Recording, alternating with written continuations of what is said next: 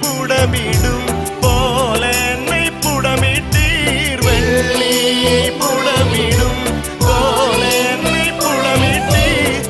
அதனால் நான் சுத்தமானேனே,